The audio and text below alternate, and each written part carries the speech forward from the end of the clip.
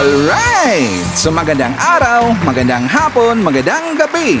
Depende ho yan sa time zone ng ating lugar at sang sulok man tayo ng ating mundo. Sana nasa mabuti tayo na kalagayan at walang sakit-sakit ang lahat. Sa mga kababayan nating OFW at mga kababayan natin na nandyan sa Pilipinas, mapagpalang araw sa ating lahat.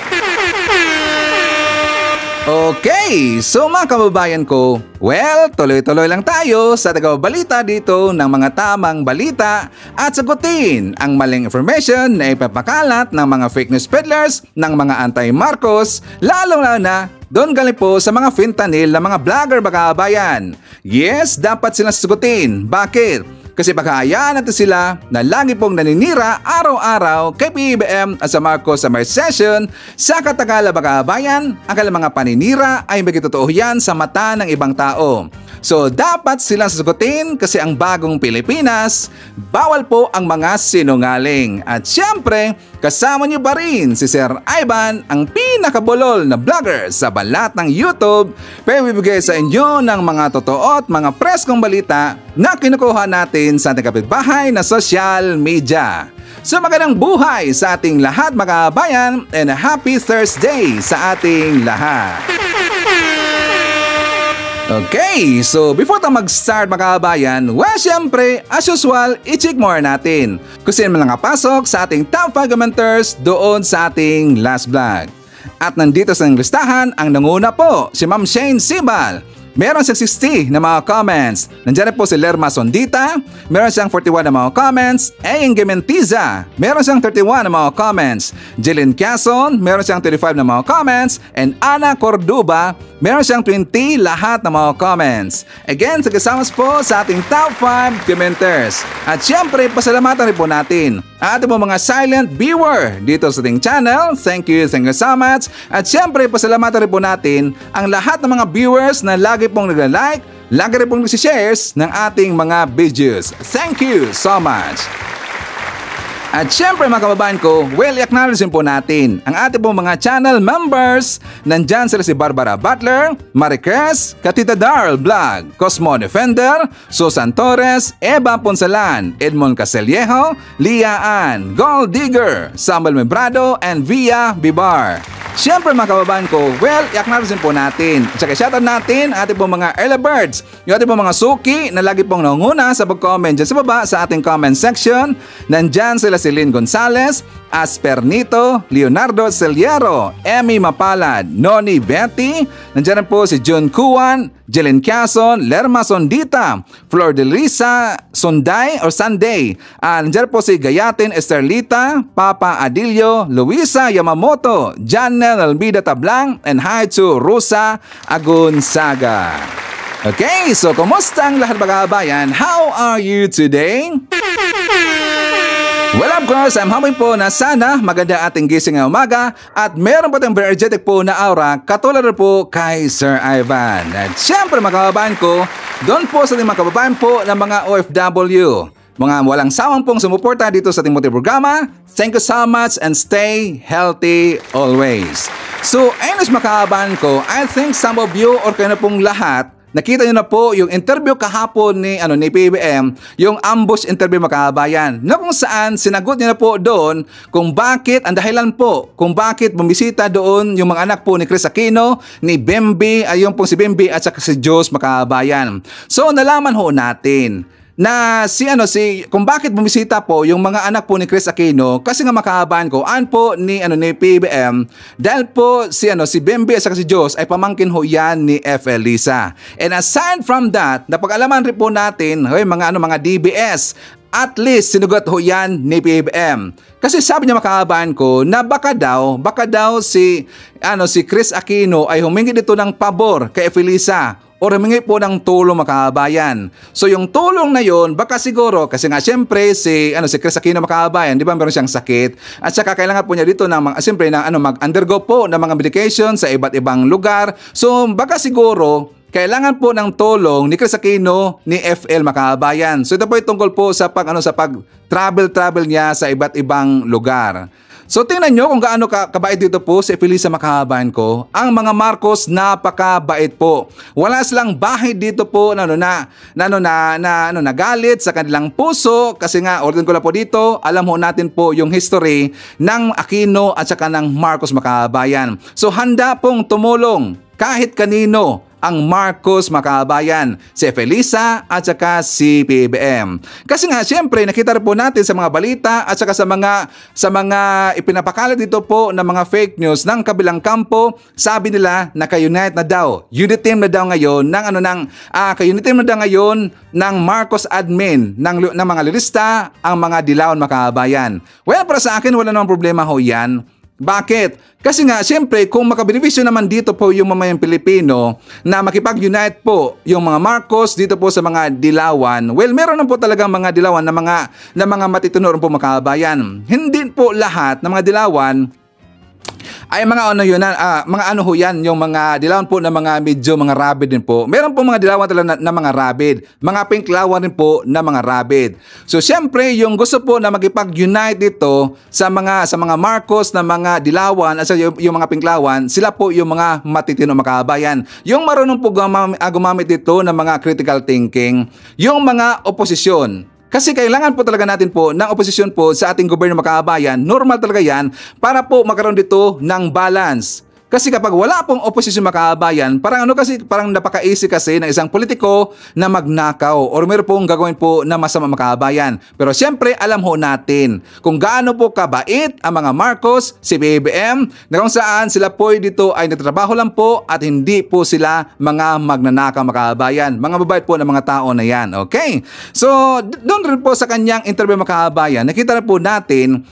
Kasi nga may nagtanong dito kung ano ba ang kanyang masasabi daw ni PBBM tungkol doon sa pag-release po ng budget ng pera. Ito po'y pabuya makabayan patong sa ulo po ni Kibuloy na 10 million pesos. Kasi nga ang kabilang kampo, yung grupo kasi po ng mga vlogger po ni Duterte, yung grupo po nila ni Digong, ng mga attorney makabayan, kine-question kasi kung saan galing daw yung 10 million pesos, saan galing po kinuha yung budget na 10 million pesos, yung pabuya po daw para po kay dito po sa ulo po ni Kibuloy makabayan. So sinagot po yan ni PBBM. At para po klaro makabayan, ang lahat ng sinabi ni PBBM, na ipakita ko sa inyo yung video na kung saan makikita natin dito na talagang galit na po dito si PBBM makabayan.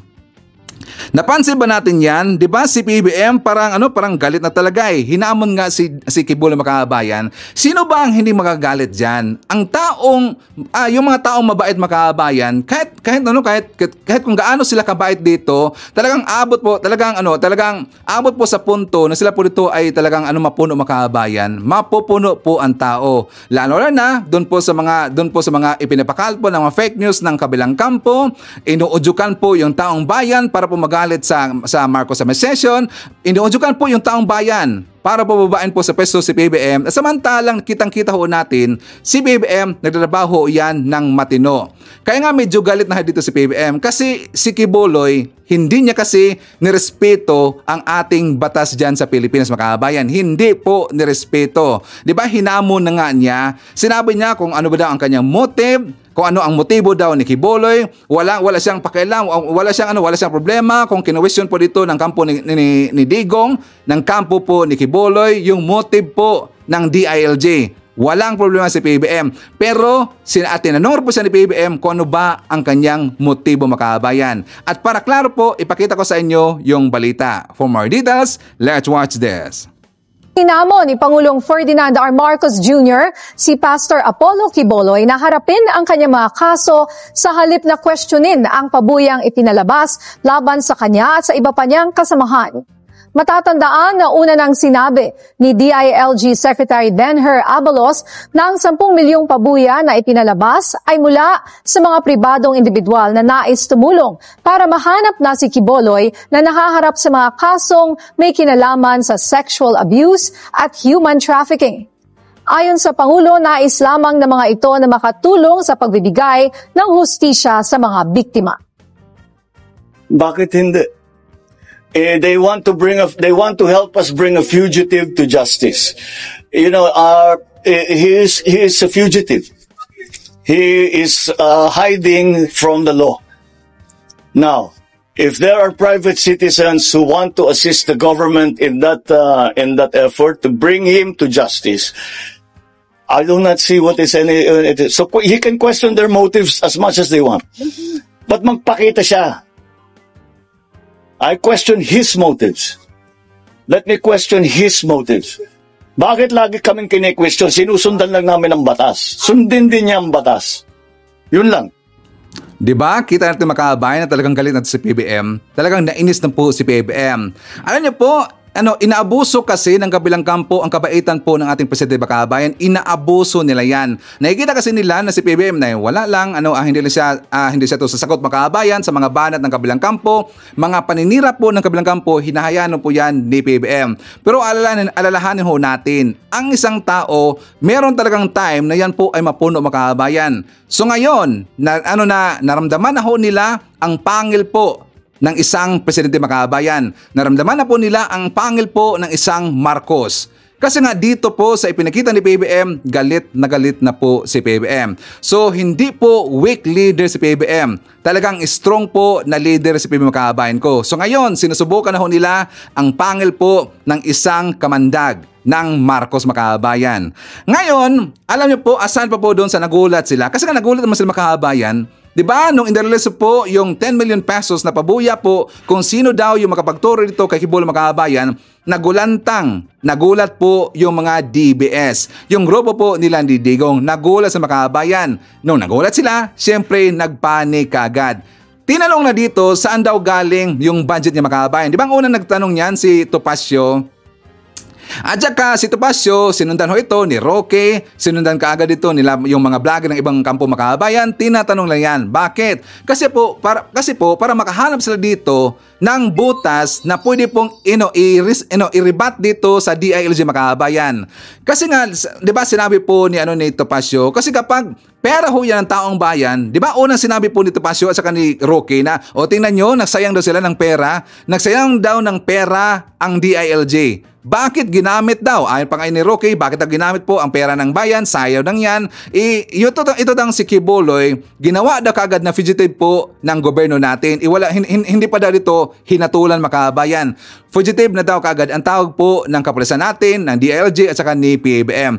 Para sa akin, talagang tatawagin ko na fugitive po itong si Kibuloy. Kasi hindi niya po hinarap ang kanyang kaso doon po sa Korte Makabayan at pinagtaguan niya ang batas natin. So concerned na po siya dito as fugitive itong si Kibuloy. Napakalaman ho natin na yung pera po na 10 million pesos na pabuya po dito sa makapagturo po kay Kibuloy, yan po ay galing po sa mga private sector makabayan. Meron pong nag-donate. Okay nga yan kasi nga kapag sasabihin po ni DILG Secretary Abalos makabayan na pera ho yan ng gobyerno, siyempre babatikusin nila yan, questionin nila yan, bakit ginamit po yung pera ng bayan? 'Di ba? Marami silang mga daldal makabayan. Baka isa po ito sa nabiktima po ni Kibuloy. Kaya handang-handa siya na magbigay po ng budget donation kung sino mang makapagturo po kay Kibuloy makabayan. Kasi dapat na talaga na makita na po at dapat na po na matukoy na kung saan itong si Kibuloy makabayan para po harapin ang kanyang kaso. So dito po sa grupo po nila ni Kibuloy, wala namang wala silang magawa makabayan. Kasi yan po ay malaking tulong po sa ating gobyerno, yung pagbigay po ng tulong ng private sector. Kahit anong gawin lang ito na pag-run dyan sa social media, wala na pong maniniwala sa kanilang makabayan. Bakit? Sa mata ng tao, majority po ng taong bayan alam po ang ginawa ni Kibuloy. Siya po ay naging duwag dito. Naging duwag po si Kibuloy kasi ayaw niyang harapin po ang kanyang kaso makabayan. Alam niyo po, natawa ako dito sa isang video makabayan na sinabi kasi dito ni Kibuloy kung ano ang kanyang plano kapag siya daw ay maging presidente makabayan. Nakakatawa talaga eh. Iparinig ko na po sa inyo yung video niya kung saan ito po ang kanyang plano kung siya daw ay maging presidente makabayan. Ano daw ang kondisyon ko kung ako ang mamuno sa bansang ito? Isa lang kondisyon ko. Isa ang kondisyon ko, ito lang. Alisin ang Senado, alisin ang Kongreso. Lahat ng budget lagay sa kamay ko. Lahat ng pera ng Pilipinas, 5.6 trillion ilagay sa kamay ko. In 5 years, gagawin kong superpower ang Pilipinas. Walang magnanakaw kahit 5 at walang makikialam na magnanakaw kahit 5 pag kayo ay tumulong sa akin. Walang magnanakaw na katulad ng nakita natin ngayon. Gusto kayo tumulong sa akin, you must be super honest when it comes to pera. Ganon. Tanong ko mga kabayan, okay lang ba sa inyo na si Kibuloy ang mamuno sa bansang Pilipinas? Please comment dyan sa baba at babasahin niya mamaya ni Sir Ivan. Mamuno si Kibuloy sa Pilipinas mga kabayan ko. Tingnan nyo, sabi niya, lahat ng tao, lahat ng pera ng tao, ibigay daw sa kanya mga kabayan. Siya na daw bahala doon. At gagawin din daw, in just 5 years, maging superpower daw yung Pilipinas mga kabayan ko. Hey! Naku po, tarkatantaduhan talaga. Ito rin si Kibuloy, joker mga kabayan. Gusto niya kung siya po ay mamuno sa Pilipinas or maging presidente po ng Pilipinas, pagtatrabahuin niya. Or gusto niyang manlilimos po ang taong bayan. Gusto niya lahat ng tao po sa Pilipinas manlilimos at ibigay po sa kanya ang pera mga kabayan. Siya na daw ang bahala. 'Di ba? Muntik na nga siyang mabundol doon sa kanyang sinabi, wala dang magnanakaw katulad. Parang katulad ko yata 'yon eh. 'Di ba? Wala nang magnanakaw katulad ko. Diyan ang dapat. Wala nang magnanakaw katulad daw sa kanya mga kabayan. 'Di ba? Yan bang gusto natin? Ganun gusto ba si Kibuloy? Itong si Kibuloy talaga, dapat talaga ikulong to eh. Walang kwenta mga pinagsasabi mga kabayan. Kung siya daw ang mamuno dito, tingnan nyo, kung siya daw ang mamuno dito, gusto niya na ibigay sa kanya lahat ng pera. Siya na daw ang bahala mga kabayan. Gagawin niyang superpower ang Pilipinas in just 5 years. Paglilimusin tayo, gusto niya na maglilimos tayo tapos ibigay lahat ng pera sa kanyang mga kabayan. Katulad po sa ginawa niya ng kanyang mga alipores, ng kanyang mga nabudol, ng kanyang mga nauto mga kabayan. Gusto niya ganyan. So itong si Kibuloy talaga mga kabayan, dapat po ito, dapat to ikulong talaga eh. So anyways, suwari po tayo sa ibang usapin mga kabayan. Ipakita ko muna sa inyo po yung good news sa Pilipinas para malaman po ng taong bayan, para po malaman po ng kabilang kampo ng mga DBS na kung saan ang ating pong presidenteng si PBM at ang Marcos administration ay meron pong ginawa mga kabayan, meron pong trinabaho at ng kanyang pagtatrabaho, ang kanyang pagsisikap para ho yan sa bansang Pilipinas. So for more details, let's watch this. Ipinagmalaki naman ng Department of Agrarian Reform ang bilang ng mga naipamahaging titulo ng lupa sa mga magsasaka. Simula nang maupo sa pwesto si Pangulong Ferdinand R. Marcos Jr. Nagbabalik si Clazel Pardilia. Pumalo na sa 42,000 titulo ng lupa ang naipamahagi ng Department of Agrarian Reform o DAR sa mga magsasaka ngayong 2024. Pagbibida ng ahensya, lolobo na sa 137,000 na titulo ang naibigay sa ilalim ng administrasyon ni Pangulong Ferdinand R. Marcos Jr. Mahalaga ang pagkakaroon ng sariling lupa ng mga magsasaka para magkaroon ng buo at disenteng kita. Karaniwan kasing 10% lamang ang natatanggap na kita ng isang trabahante na nangihiram o nakikisaka ng lupa. May ilang-ilang na mga farmers noon na masaya na sila sa ganung klaseng arrangement. Pero karamihan, mga 90% ay nag-a-clash sapagkat hindi tama ang hatian. No?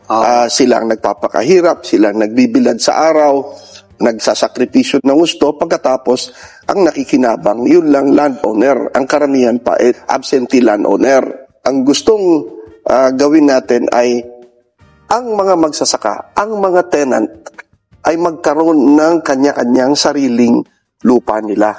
Sabi ng DAR, may 800,000 titulo pa ang natitira na target makumpleto ng ahensya bago matapos ang termino ni Pangulong Marcos.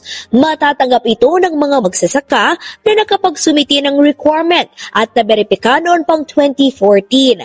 Pero giit ng DAR, may mga lupang pagmamayari ang gobyerno na maaring ibigay at gamitin para sa sektor ng agrikultura.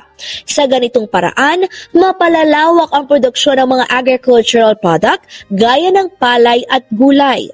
Para naman mapabilis ang paghatid ng pagkain mula sa mga kanayunan patungo sa mga palengke at mapababa ang presyo ng mga produkto, tinututukan din ng DAR ang konstruksyon ng mga farm-to-market road. Nasa 151 kilometers ang nakumpletong kalsada ng DAR at gumugulong ang paggawa ng 131 pa na FMR pati mga tulay. Meron pa kaming bago ngayon, yung kailan lang na-approve ng NEDA board, yung PBBM bridges, mga tulay na ipapamigay natin dun sa mga agrarian reform communities. Tatawid sa ilog, meron mga tiga-karga, no? Ngayon, babayaran mo ng extra yung tiga-karga. Pag may tulay, yung cost na yon mawawala na yon. Mas malaki ang kita ng magsasaka. Nakapagpatayo na rin ang 116 na irigasyon ang DAR na nagbibigay ngayon ng patubig sa halos 4,000 ektaryang sakahan. Ang mga hakbang na ito mahalaga para mapataas ang produksyon, mapaganda ang kita ng mga magsasaka at ang presyo ng pagkain ay mas maging abot kaya. Dasang mas bibilis na ang proseso naman ng pagsasampa ng kaso sa Pilipinas. Hindi matapos lagdaan ng Department of Justice ang isang bagong panuntunan na sinaksihan mismo ni Pangulong Ferdinand R. Marcos Jr. Iyan ang ulat ni Luisa Erispe. With the signing of the 2024 Department of Justice National Prosecution Service or DOJ-NPS rules on preliminary investigations and inquest proceedings, we are moving towards a shared goal of a more robust and responsive legal system. Mismong si Pangulong Ferdinand R. Marcos Jr. ang naging saksi sa paglagda ng Department of Justice ngayong araw sa bagong rules on preliminary investigation at inquest proceedings sa bansa. Sa ilalim nito, masisiguro na ng gobyerno na patas, mabilis at maayos ang pagbibigay ng hustisya sa bawat Pilipino. This initiative will profoundly impact our justice system and the Filipino people. We express our heartfelt thanks to the President. There is no more fitting way to mark this historic event than to have it graced by the Chief Executive's presence. These rules will lead to a higher conviction rate, declog court dockets, and ensure a more streamlined justice process. Ilan naman sa mga nagbago sa proseso ng pagsasampa ng kaso dahil sa pagkakapirma nito ay ang hindi na agarang tutuntong sa korte ang mga kaso kung wala namang sapat na nakalap na ebidensya. Pagtutulungan na rin ng mga piskal at law enforcement agencies ang pagkalap ng mga ebidensya para palakasin ang mga kasong naisasampa sa korte. Sa bagong rules on preliminary investigation, sinisiguro po na hindi kayo makakasuhan or may isyuhan ng warrant of arrest sa isang kaso na walang ebidensya na hawak ang prosecution kasama ang law enforcement agents. Naniniwala naman ng gobyerno na mapapababa nito ang mga natetenggang kaso sa korte. Mapapataas din ang mga napapanagot ng mga akusado at higit sa lahat ay kakaunti na ang mga madidismiss na mga kaso sa korte. Dito lang kasing nakaraang taon, sa 30,000 na mga naisampang kaso, ayon sa DOJ, 7,000 dito ay nabasura lang sa korte. For the last year, there were around 30,000 cases that were filed. And 7,000 of these cases were dismissed, meaning they were not elevated to the court trial.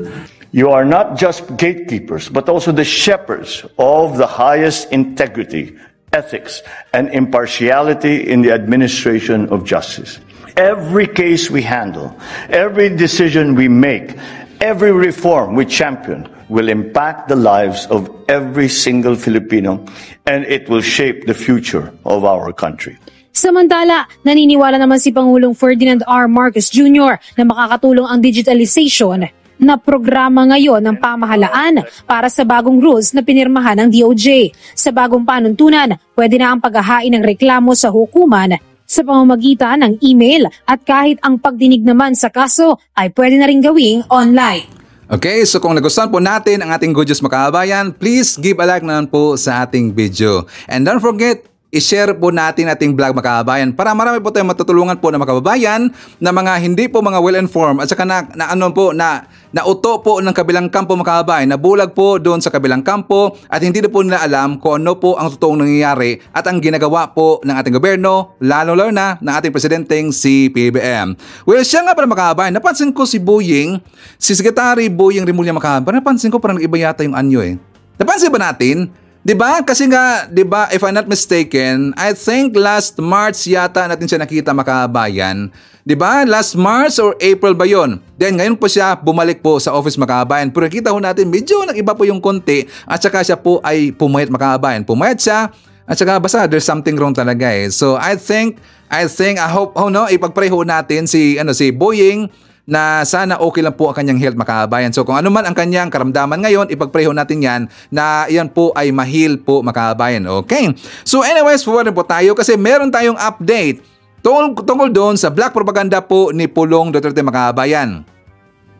Di ba kung maalala ho natin, dun po sa ating, last 2 vlogs yata yun, di ba napag-usapan ho natin na meron pong pinaskil, poster po, nilagay po itong si Pulong, makabayan, doon po sa kanyang congressional office na yun dang tinigil daw, hindi daw siya binigyan dito ng budget po ng DSWD, kaya temporary itong in-stop ang medical assistance, makabayan, para po doon sa mga private hospitals. Wala dang ibinigay na budget ang DSWD sa kanila. Pero yan po ay didibang po ni Congressman Migs Nograles, makabayan, na sabi niya, hindi daw totoo ang sinabi po dito ni Pulong, kasing mga kabayan ko, hanggang ngayon patuloy pa rin po ang pamimigay po ng ayuda ng DSWD. Araw-araw meron pong ayuda ang ibinibigay po yung DSWD. So hindi po naputol ang pamimigay dito po ng mga tulong ng DSWD doon po sa mga kababayan. So ibig sabihin, meron pong budget. Sabi po ni Nograles, ang sinabi daw ni Pulong, makabayan, yan po ay black propaganda. So ngayon, dahil po siyempre inibestigahan ho yan kasi nga siyempre nag-circulate kasi yan, saka siyempre marami na po dito mga sinasabing hindi maganda sa kabilang kampo, marami pong sinasabi dito sa kabilang kampo rin po, hanggang hindi po natin alam kung ano talaga ang totoo tungkol dito po sa claim ni Pulong na hindi daw sila binigyan dito ng budget ng taga-DSWD, kaya po temporaring ipinatigil muna yung medical assistance para po sa private hospitals, makabayan. So sabi po dito sa balita, according to reliable information from a confidential source, Duterte did not allocate funding for various programs in his district, including social amelioration programs under DSWD, medical assistance under DOH, special training for employment program o STEP under TESDA, government internship program or GIP, and tulong panghanap buhay sa ating disadvantaged or displaced workers program or TUPAD under DOLE, and Local Government Support Fund LGSF. Ang meron lang ditong inallocate po si Pulong na budget, makabayan. Sabi dito, however, he allocated 30 million under CHED. Ang CHED lang po, makabayan. Ang CHED lang po merong budget kasi yan po ay tinanabaho po ni Pulong, nag-allocate siya ng budget para lang po sa CHED, and the rest wala, makabayan. So yan po ay planado. Yan po ebidensya na planado, makabayan. Planado yan ni Pulong para po magalit ang taga Davao, para po magalit po yung mga anti-Marcos, yung kanilang mga nauto po ng mga alipores dito po sa gobyerno natin. Yan po ay plano ni Pulong kasi hindi po siya nag-allocate po ng budget para po doon sa gagawin nila na medical assistance para po sa private hospitals, makabayan. So yan po talaga intentional. Ganon po kagunggong itong si Pulong Duterte, di ba? At least meron pong nag-imbestiga, makabayan. So hindi po talaga mapagkakatiwalaan itong mga Duterte, makabayan. Meron kasi silang pansariling interest, di ba?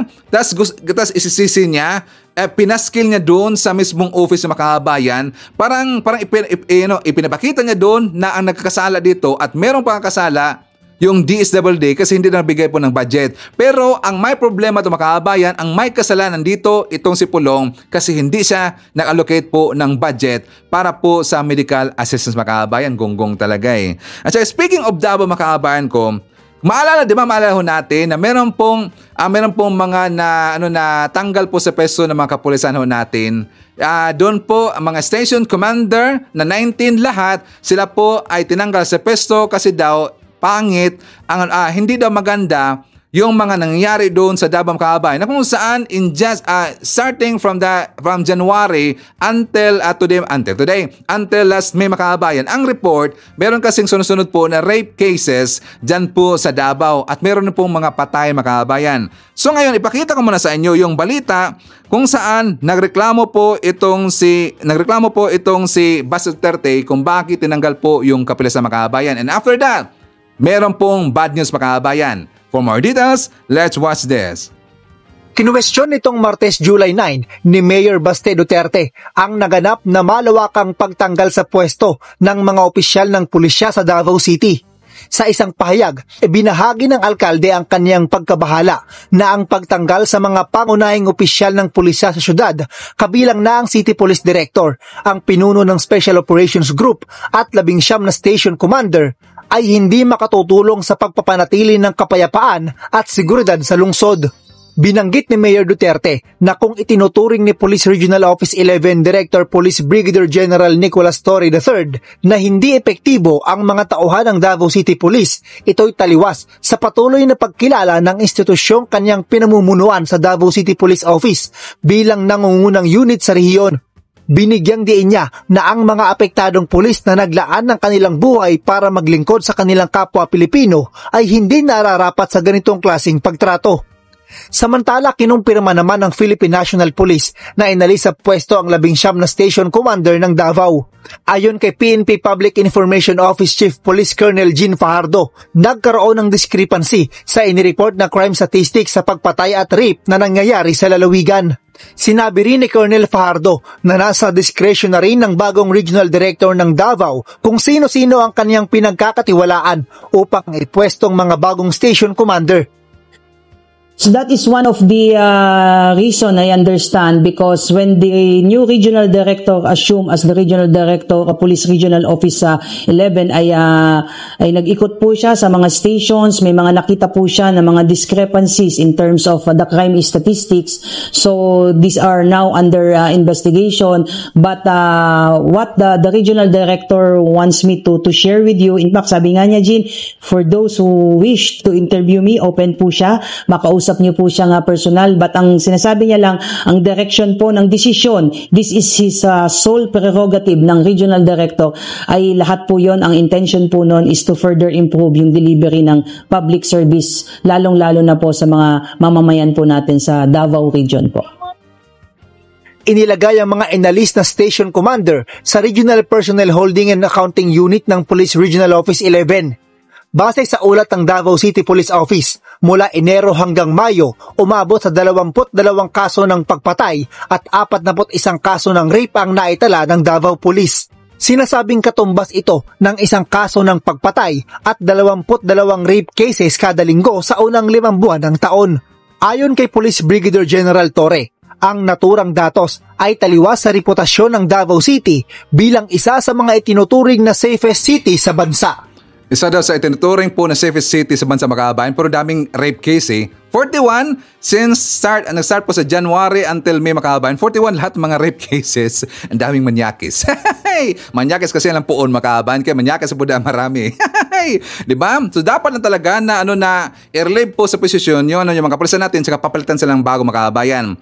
Nabalitaan rin po natin, diba yung Davao Chief, PNP Chief po dyan sa Davao Makabayan, di ba tinanggal po yung sa pwesto. Ngayon, pinalitan na po Makabayan. So meron pong bago na Davao Chief dyan sa Davao City. Pero ang malaking problema Makabayan ko, nagsalita po yung taga-ICC. Sabi po ng ICC lawyer, kasi nga ito mong sabi dito sa balita, bagong Davao City Police Chief, implementer daw ng drug war Makabayan. Bata-bata ni Digong. Bata-bata po ni Bato Makabayan. So ayon sa balita, the development that Lito Patay, one of the implementers, one of the worst recorded violators during the war on drugs, is now Davao City Police Chief, is concerning to us. Sabi po ng taga-ICC Makabayan, I don't know how it would work in the context of a possible warrant of arrest against his former principal Rodrigo Duterte and even Ronald Bato de la Rosa Makabayan. So yan po ay sabi po ng ICC Assistant to Counsel Cristina Conte Makabayan. So mahirapan po ngayon ang ICC. Alam niyo po, nakita ko tong balita na to doon po kay Bismar. Isa po sa mga vlogger po ni Kibuloy Makabayan sa Digong, nagbunyi kasi sila. Before ko po ako nag-vlog, pumunta muna ako doon sa kabilang kampo. Nagbunyi si Bismar. Happy nga eh. Happy Makabayan kasi nga kilala nila itong bagong Davao Chief. Diyan po sa isa pong Chief of Police nga, bagong Chief of Police diyan po sa Davao Makabayan. Kilala nila na bata ato ni Digong at bata rin po to ni Bato de la Rosa Makabayan. Bakit malaking problema? Kasi mahirapan po mag-implement sa warrant of arrest ito pong taga-ICC Makabayan. Mahirapan. Bakit? Kasi hindi naman po pwede na mag-serve po ng warrant of arrest, mag-implement na po ng warrant of arrest ito pong ICC without the coordination po ng taga-police ng Chief Police dyan po sa Davao City Makabayan. So malamang sa malamang 1,000% hindi ho yan susuportahan po ng chief po ni Lito Pate Makabayan kasi siyempre tauhan siya ni Digong, tauhan rin po siya ni Bato de la Rosa. So napakahanap Makabayan, napakahanap talaga, mahirapan yan. So hindi po alam ng taga-ICC lawyer kung bakit nakaganyan. Bakit daw siya yung inilagay Makabayan? Na kung saan yan po si Lito Patay, implementer ho yan ng drug war. At sabi pa nga dito, the worst recorded violators during the war on drugs Makabayan. So talaga mahirap eh. Diba ang sabi ho nila is within this year ba yun? Meron pong update Makabayan. Ang taga-ICC sabi na expect daw natin within this year ma-serve na yung warrant of arrest para po dito kay Digong at saka ni Bato de la Rosa. Kung nandyan po si Lito Patay, paano yan? Hindi ho yan ma-serve Makabayan. Kaya nga nagbunyi ngayon ang grupo nila ni Digong. Bakit bakit nga inilagay diyan no? Parang isang assignment talaga eh. Parang planado Makabayan. Di ba napansin mo natin, parang planado talaga eh. Tinanggal yon ang Davao Chief, PNP Davao Chief, pero ang ipinalit, itong tao na to. Na alam po ng taga-ICC, yan po implementers po ng war on drugs Makabayan. Kaya yan po ay malaking problema ngayon. So anyways, before pa tayo mag-jump po sa ibang usapin Makabayan, isatumar natin, nandyan po si Ashin, Masking Digma, nandyan po si Marilyn de los Santos, Heights of Labiana Abila, Maria Cristina Manimbao, Livina Carbonel, nandyan po si Rose Guevara, Gloria Marquez, Heights to Rose Ariula, shoutout daw sa kanyang katrabaho, dyan sa Shores Post-Acute of San Diego, California. Nandiyan po, hi to Ronilyn Lamsin from New Zealand, Lilian Dalyabing, Martes Labrador, Euphemia 525. Hi to Linda Lim. Nandiyan po si Joseliza Moises, si Cray Cray from Davao. Nandiyan po si Don Casino. Hi to Herb. Nandiyan po si Teresita Tumaliwan, Susie Aranas, Liani Reed. Hi to Romana Manuel, Upload Kahanggan, and hi to Roy Goyon. Okay, so ipakita ko sa inyo Makabayan ko. Actually, meron pong nag-viral.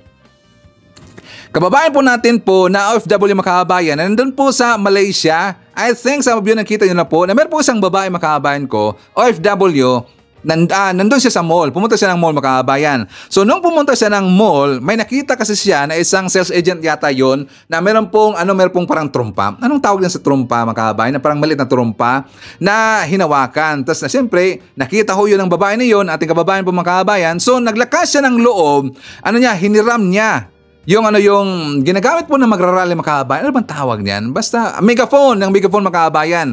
Hiniram niya yung megaphone kasi meron siyang gustong sabihin. Pero marami talagang humanga sa kanya Makabayan ko. Bakit? Ipanaglandakan niya doon, ipinagsisigaw niya doon na atin ang West Philippine Sea. Sabi pa nga niya na lahat daw mga Chinese na kinig sa kanya, lahat daw ng mga Pilipino na kinig sa kanya, isisigaw daw, atin ang West Philippine Sea. Yan po ay aking hamon. Doon po sa mga mautog rally na lagi lang sinasabi doon na ayaw na po nila dito kay PBBM at hindi sila sumuporta po sa West Philippine Sea, gusto po nila pabayan po sa peso sa PBBM, hamon ko sa kanila. Isigaw nila na atin ang West Philippine Sea at kundinahin nila yung China Makabayan. Katulad po sa ginawa ng ating kababayan pong OFW na nandyan po sa Malaysia. For more details, let's watch this. May microphone si Kuya. Nandito tayo sa Malaysia. Tatry natin. Try ko iramin yung microphone niya tapos sasabihin ko dito sa Malaysia. Sa atin yung West Philippine Sea. So try natin ha. Sir, can I try that? Huh? Can I try that? You want to try? Oo, I want to try. Okay. Okay, say hi. Eh. So, kayo Pilipino, yan, sa lahat ng mga nakikinig dyan, sa lahat ng Chinese dyan, sa amin ng West Philippine Sea! Yeah! Woo! Yeah! Woo! Happy hour! Yes po, thank you po. Okay, welcome. Eh!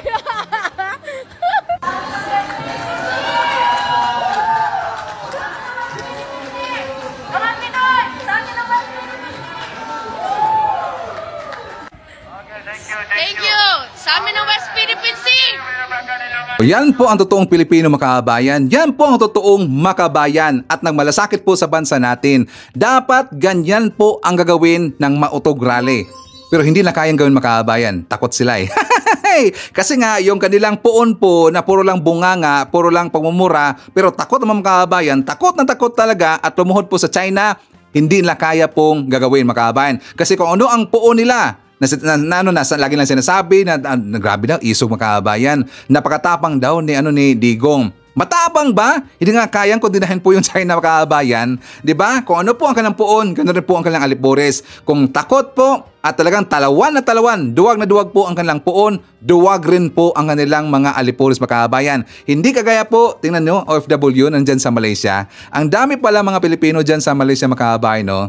Dapat ganyan po ang gawin ng isang totoong Pilipino, di ba?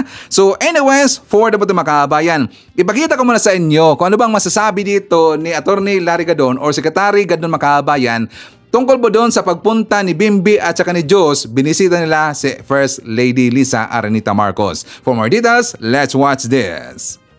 Sek, isa po kayo sa mga masugid na pagtanggol ng mga Marcos at hinaharap nyo po yung mga kasinungalingan na ginagawa po laban sa kanila. Ngayong araw po, bumisita yung dalawang anak ni Chris Aquino. Kilala naman po natin yung mga to, si Josh tsaka si Bimbi. Sek, anong masasabi mo sa okasyon na to? Maganda yan sapagkat dito ay makikita natin na si First Lady Liza Araneta Marcos ay walang tinitingnan ng kulay at hindi siya nagtatanim ng anumang galit o hinanakit dito sa mga anak na ni Chris Aquino. In fact, kahit naman kay Chris Aquino, kung meron mga nagawang kamalian yung kanyang ama, ay ama niya yun, no? Yung pagiging NPA founder niya, wala namang kinalaman si Chris doon. Ako, in fact, bilang isang mamamayan din at bilang isang Kristiyano ay naghahanga din ako na sana ay gumaling na si Chris sa kanyang karamdaman. At bilang isang tao na tumitingin din sa kapwa-tao, sana ay gumaling na rin siya. At itong pagdalaw ni Bimbi at ni Josh kay First Lady ay isang magandang senyales na maaring magkaroon ng pagbabago sa mga pananaw ng mga Pilipino tungkol sa politika ng Aquino against Marcos o Marcos against Aquino. Sana yan ay magsilbing hudyat na magkaroon na ng talagang unity ang mga Pilipino na sa loob na napakahabang panahon ay nagkaroon ng yung tinatawag na paghahati ng ating mga mamamayan sa issue ng Marcos Aquino. At dahil na ang itong mga sumunod na henerasyon o mga apo ay hindi naman nagtatanim ng galit o hinanakit o wala naman silang mga political ambitions, ay magiging magandang halimbawa ito ng pag-unite ng ating mga kababayan. Sana yan ay magtuloy-tuloy na. At alam niyo naman, itong mga Marcoses kahit kailan ay hindi mo maririnigan ng galit against the Aquinos. Hindi mo sila maririnigan ng anumang hinanakit o anumang pagpupula o hindi mo maririnigan ng galit. Sa katunayan ay ako pa nga yung nagagalit, hindi si Presidente Bongbong Marcos at hindi rin sila FL. Hindi rin nangyari yan kila Madam Imelda Marcos kahit na noong panahon na talagang sila ay inaapak-apakan at talaga namang matindi yung pag-aapi na ginawa sa kanila, pero hindi mo marinigan sila ng ganun, ng kahit na anumang galit. At ito ay napakagandang senyales, yung pagdalaw ni Bimbi at saka ni Josh kay FL. Sana ay maging maayos na lahat. Yung Liberal Party mag-join sa card administration this coming 2025? Well, hindi ko masabi sapagkat kahit naman noon pa ay magkaiba naman kasi ang kanilang mga political beliefs at iba ang political stand nila, while the other political parties have joined the political party of President Bongbong Marcos, yun naman mga partido na yan ay halos pareho naman ng advokasya doon sa partido ni Presidente Bongbong Marcos, yung Partido Federal ng Pilipinas, at ng ito namang Lakas ay halos ganun din ang kanilang mga advokasya. Yung political beliefs nila pareho lang rin. Ganon din yung NUP at yung nasyonalista. Ang Liberal Party kasi ay medyo iba yung kanilang paniniwala. Hindi ko alam kung kanilang mapapalitan yung paniniwala na yan. Kapag ka nangyari yan at magkaroon ng unification itong mga major political parties sa ating bansa, mas magkakaroon tayo ng political stability. At mas maganda ito para sa ikauunlad ng ating bansa. Dahil kung magkakaisa na ang hangarin na paglikuran ang sambayan ng Pilipino at magkaroon ng iisang hangarin na aksikasuhin yung kinabukasan ng bansa, ay mas maganda. Ako, matutuwa ako kung ang Liberal Party ay makihalo na rin sa mga partido ng ating presidente. Oo.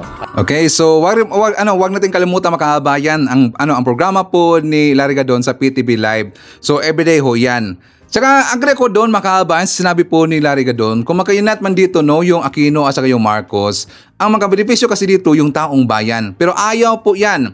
Yan po ipilit po na pinipigilan po ng kabilang kampo na mga Dutertads makahabayan, yung siyempre Alipores po na Digong, ayaw nila. 'Di ba sinisiraan lang ngayon, uniteam na daw, nakipag-uniteam na ngayon ang Marcos sa mga Aquino. 'Di ba? Kasi nga, siyempre sila po ito yung naging insecure, sila po ito ay ang makahabayan, parang nagpanic mode na sila, natakot na sila kasi kapag magka-unite po yung Dilawan, Pinklawan at saka yung mga Marcos makahabayan, malakas ho yan. Napakalakas ho yan makahabayan. Kaya nila sinisiraan yan. Kaya nga nila nagpalabas na ngayon ng mga black propaganda, 'di ba? Mga pangit po ng mga pananalita, mga pangit po dito ng mga statement, binabato nila sa mga Marcos, mga masakit po ng mga salita, binabato nila kay PBM at kay FL. Kasi ayaw nila na makayunite po ang Marcos at saka yung mga Aquino makahabayan or yung mga Dilawan at saka yung mga Pinklawan. Okay? So anyways, forward na po tayo makahabayan. Pag-uusapan natin na itong si Harrieta Roque. Kasi nga, 'di ba doon po sa hearing kahapon, Senate hearing makahabayan tungkol po sa Pogo, nagsalita na kasi doon yung yung taga-Pagcor makahabayan. 'Di ba yung head doon, yung chief doon at saka yung attorney na kasama niya.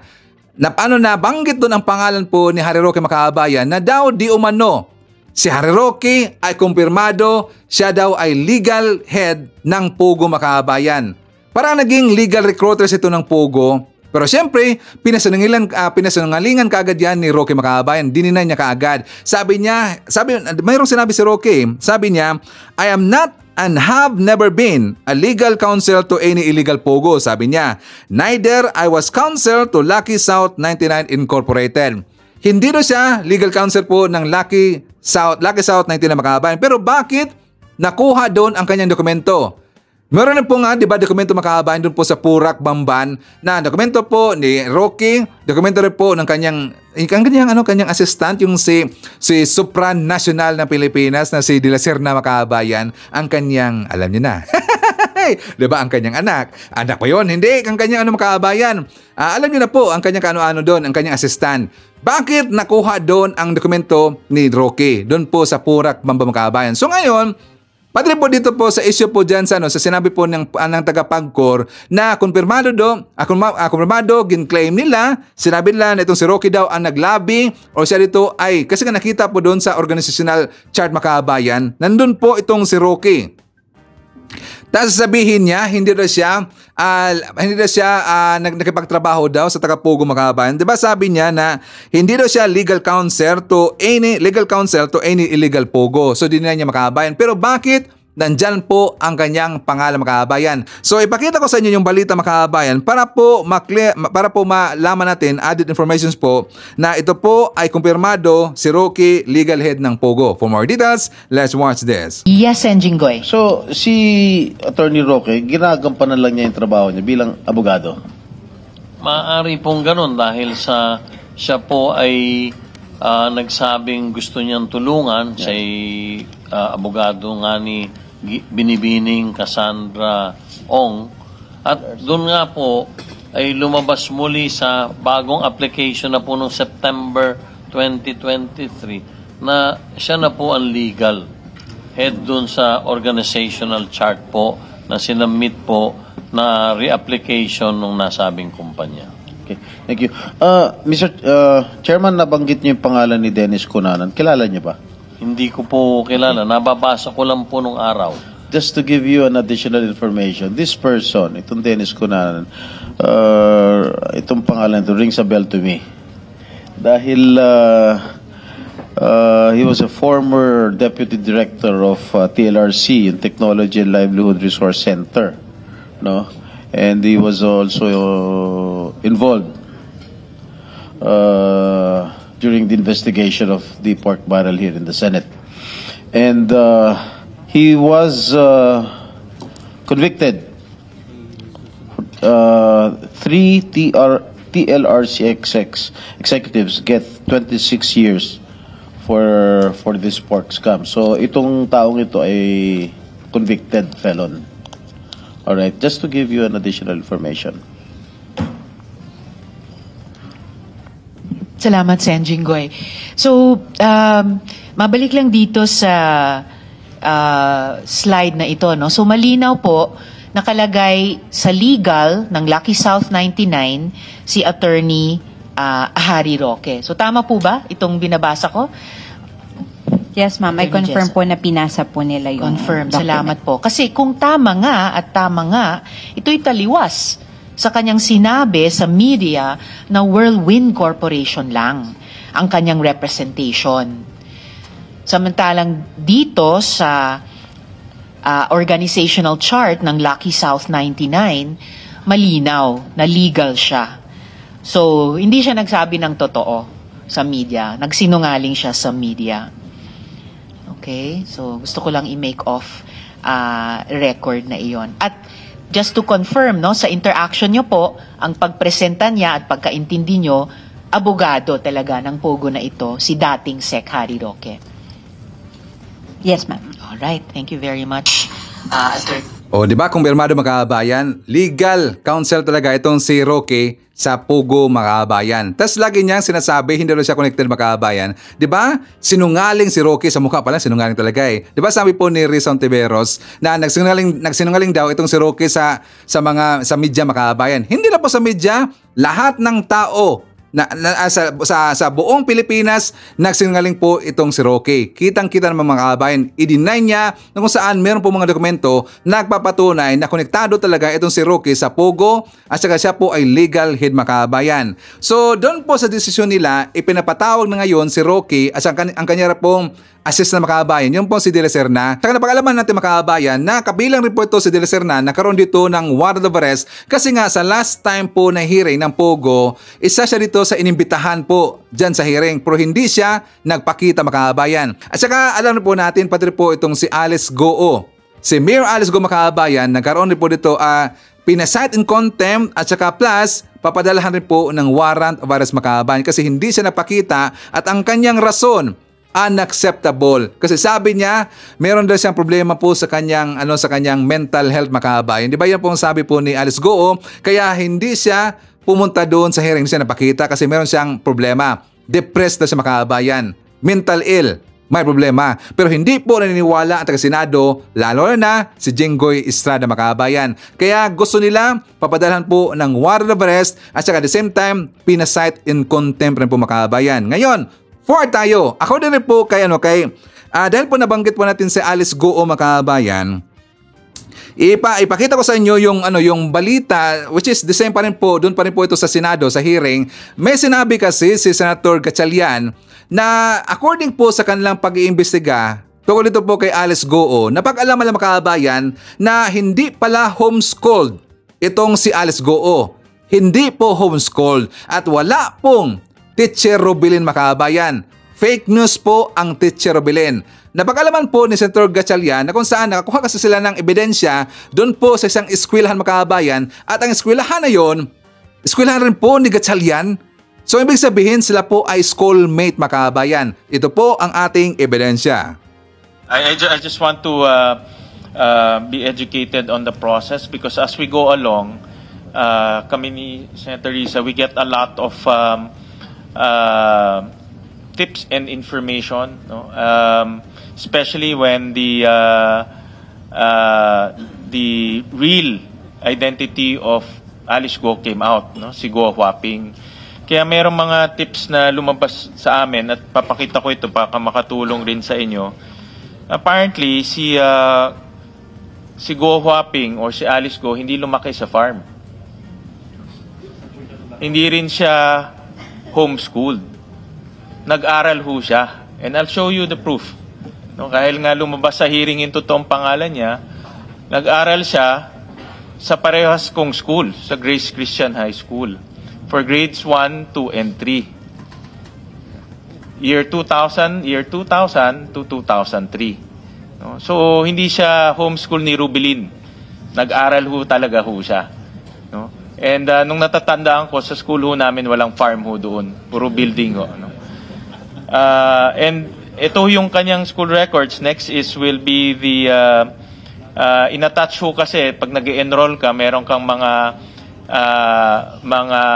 i-attach mo yung alien certificate of registration mo at lumalabas yung alien certificate of registration niya match doon sa alien certificate of registration na hawak ng Bureau of Immigration. And in that enrollment document, interestingly, meron ding birth certificate galing sa China, no, in Chinese. At tinranslate and tinranslate siya sa English. So nakasulat dito na father niya si Guo Jiangjong, alam na ho natin, at ang mother niya ay si Wen Yilin. No? So I just want to put this on record and show to the committee because as we go along, ang dami hong nagpro-provide ng information Kasi nga lumalabas yung totoong identification at gusto ho namin din magamit. Sayang naman itong mga pieces of evidence at gusto ho namin magamit para lalong tumibay yung kaso na ifina-file po ng ating Solicitor General. O di ba wala nang lusot si Goo Makabayan? Nalalaman na dito po ang totoo niyang identity dito. Pero at least itong mga ebidensya na to, magamit kasi ito para po ikakaso dito kay Goo Makabayan. Isa po sa rason kung bakit po hindi dumalo doon sa Senate hearing ito si Goo Makabayan kasi meron siyang sinabi na di ba aside pa po sa sabi na stress na siya, nagkaroon siya ito ng depression, marami siyang iniisip, may problema sa kanyang mental Makabayan, mental health problem. May sinabi siya na meron siyang mga na-receive daw na mga gustong magtitigi sa kanya Makabayan. Mga threats. So, meron pong gustong magpatiki sa kanya, magpaligpit sa kanya. Kasi nga, di ba, kung tignan ho natin yung mga balita, kung tignan ho natin po itong mga ebidensya, inilatag po dyan sa Senado, walang lusot talaga itong si Goo. Kundi, marami nang natakot dito na konektado po sa Pugo Makabayan na ito pong si Goo, malamang sa malamang kakanta ito kasi nga ito po yung maiipit Makabayan. Malamang sa malamang kakanta na ito in the end. Kaya maraming gustong magpaligpit sa kanya, 'di ba? Sabi niya na mayroon siyang threat na na-receive Makabayan kasi nga baka in the future, in the coming days, baka mabanggit na itong si Digong Makabayan. Baka mabanggit na itong si Digong. Nako po, si Digong, mag-ready-ready lang po, makinig ka Digong. Kaya nga sila nagpanik Makabayan, puro na sila paninira ngayon sa gobyerno natin. Puro na panira po, kaliwat kanan ang kanilang mga rally. Bakit? Gusto kasi nila magkaroon po ng diversion Makabayan. Diversion tactic po lang ginagawa para po matabunan ang issue dyan ginagawa sa Senado Makabayan. Okay? So anyways, kasama rin po natin si Aurora David, nandiyan po si Bella Chu, Carmelita Salim, hi to Emergencia Yongko na nandyan sa Anchorage, Alaska, hi to May de la Cruz, Jess Tubtub, Shannon Reyes, hi daw sa mga member ng Iglesia ni Cristo. Nandiyan po si Evelyn Garcia, Angelita Holsanger, biyahe ni AJTV from South Korea, kasama rin po natin si Othello Liam Diesto, Alicia Leak, Tracy Kramer, IBB Alonso, Beth Modisto, Victor Robin, LB Rosauro, Nesty Marlaxao Maniklang, nandiyan po si Rosalie Cartera, and hi to Robin Basinga Salindong. Okay, so any comments, suggestion, or reaction sa ating mga topics ng araw, please feel free to comment dyan sa baba at babasahin yan mamaya ni Sir Ivan. Okay? So anyways, yan po ang ating manakal mga balita ngayong araw. Kung nakaabot ka po sa person na to, sana kapag like na ho tayo. Libre po ang mag-share. Libre din ang mag-subscribe. Again, maraming salamat sa mga viewers na hindi nag-skip ng ating mga commercials. Thank you so much.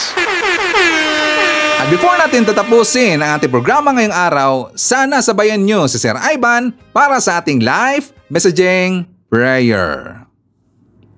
Diyos ko, maaari akong makatagpo ng ilang mga hindi kasiyasiyang bagay sa aking buhay araw-araw. Ngunit ang mga dagok na ito ang nagpapalakas sa akin. Bukod sa mga malulungkot na nangyari sa akin, marami ring mga bagay na nagpaparamdam na mapalad ako. Kaya sobrang nagpapasalamat pa rin ako sa mga biyaya ng Diyos. Hindi mahalaga kung ito ay tila mabuti o masama. Naniniwala ako na mayroong iyong mabuting hangarin. Ang pagmamahal mo sa akin ay hindi mailalarawan at ang pag-aalaga at proteksyon mo sa akin ay hindi masusukat. Mula sa kaibuturan ng aking puso, ako ay nagpapasalamat sa iyo. Ito ang aking panalangin sa umaga ng pasasalamat. Sa ngalan ng ating Panginoong Jesucristo, Amen. So maraming salamat mga kababayan, and I hope to see you again on my next video.